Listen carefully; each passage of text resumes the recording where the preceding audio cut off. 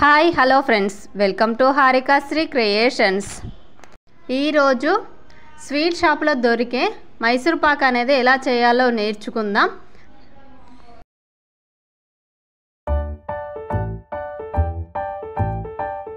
మైసూర్ పాక్ కావాల్సింది 1 కప్ శనగపిండి.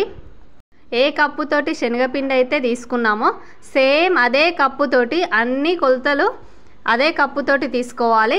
అందుకే మంచిగా చూడండి ఎలా చేయాలనేది. ఇలా పిండిని జల్లించుకోవాలి ఉండలు లేకుండా. తర్వాత స్టవ్ పై కడాయి పెట్టుకొని 2 కప్పుల షుగర్ని యాడ్ చేసుకోవాలి. సేమ్ అదే కప్పుతోటి 1 కప్ వాటర్ని కూడా యాడ్ చేసుకోవాలి.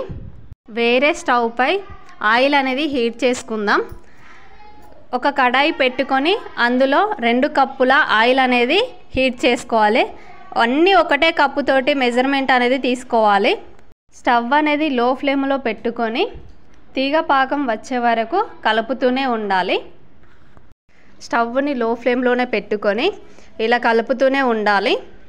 మైసూర్ పాక్ అనేది రెడీ అయ్యే వరకు తొందరనే అయిపోతుంది. అందుకోసమని ముందుగానే ఒక బౌల్ తీసుకొని దానికి నెయ్యి అనేది అప్లై చేసుకుందాం.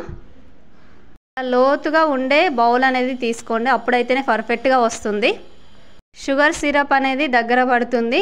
ఇలా స్టవ్ని లో ఫ్లేమ్లో పెట్టుకొని ఇలా సిరప్ అనేది రెడీ చేసుకోవాలి. తీగ పాకం వచ్చే వరకు చూస్తూ కలుపుతూ ఉండాలి. ఇలా చేతికి అంటే విధంగా 5 మినిట్స్కి ఒక్కసారి ఇలా కలుపుతూనే ఉండండి.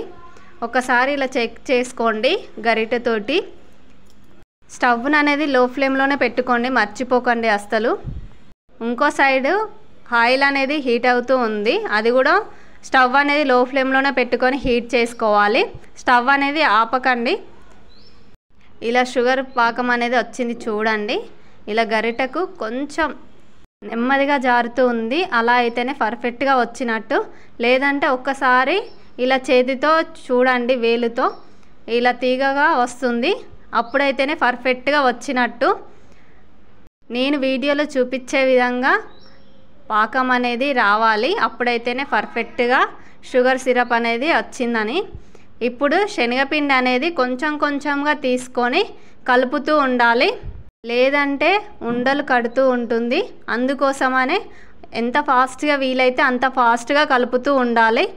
అప్పుడైతేనే మంచిగా కలుస్తుంది ఉండలు లేకుండా. శనగపిండి అనేది కొంచెం కొంచెంగా పోసుకుంటూ ఇలా దగ్గర పడే విధంగా కలుపుతూ ఉండాలి. అప్పుడైతేనే పర్ఫెక్ట్గా వచ్చినట్టు. ఇప్పుడు ఆయిల్ అనేది గరిట సహాయంతో తీసుకుంటూ కొంచెం కొంచెంగా పిండిలో పోసుకోవాలి. ఆయిల్ పోసిన తర్వాత ఇలా కలుపుకోవాలి. ఇలా స్పూన్తో కాకుండా ఇలా విస్కర్తో కూడా కలుపుకోవచ్చు. ఆయిల్ అనేది కొంచెం కొంచెంనే యాడ్ చేయండి. వేడి వేడి నూనెనే పోసుకోవాలి ఇలా. అప్పుడైతేనే మైసూర్ పాక్ అనేది పర్ఫెక్ట్గా వస్తుంది. ఇలా ఆయిల్ అంతా అయిపోయిన తర్వాత దాన్ని ముందుగా రెడీ చేసి పెట్టుకున్న ఒక బౌల్లో వేసుకోవాలి. అందులో వేసుకున్న తర్వాత ఇలా చాకు సహాయంతో ఇలా మనకి ఇష్టమైన షేప్లో కట్ చేసుకోవాలి. నేనైతే స్క్వేర్ షేపులో నిలువుగా అడ్డంగా కట్ చేసిన. ఇలా కట్ చేసుకొని ఒక 10-15 మినిట్స్ తర్వాత పక్కన పెట్టుకోవాలి.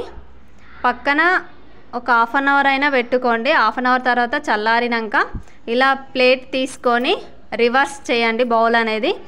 అప్పుడు మైసూర్ పాక్ అనేది పర్ఫెక్ట్గా వస్తుంది.